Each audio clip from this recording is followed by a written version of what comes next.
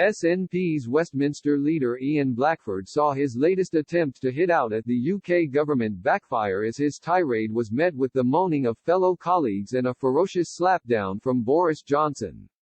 The SNP Westminster leader accused Prime Minister Boris Johnson of yapping and bumbling in an attempt to bypass scrutiny during Prime Minister's questions (PMQs).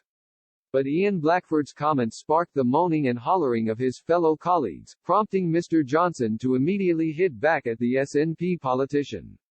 Replying to claims about Scotland losing trust in the UK government, Mr. Johnson insisted Mr. Blackford is completely wrong in his characterization of the hard work done to protect the nation. Mr. Johnson urged the SNP politician to better explain to the Scottish people the importance of the Internal Market Bill and the new powers the Scottish devolved administration will obtain thanks to the legislation. The Prime Minister said, "I am afraid he's completely wrong in what he says about the Internal Market Bill and, perhaps, the people of Scotland deserve to hear a clearer account of what it is from him.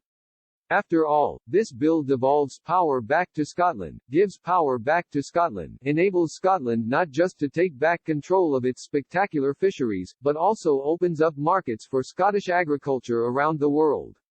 Today it's a historic day because after 23 years in which every single government failed, this government has managed to lift the ban for British beef in America."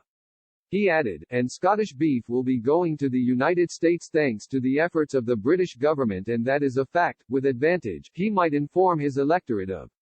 Mr. Blackford however dismissed Mr. Johnson's response, insisting he had failed to address the issue of reduced trust among Scottish voters in the Westminster government. He said, "I don't know what that was, Mr. Speaker, but it certainly wasn't an answer to my question. And it's no wonder that the trust of the government is at 15% and falling after that performance."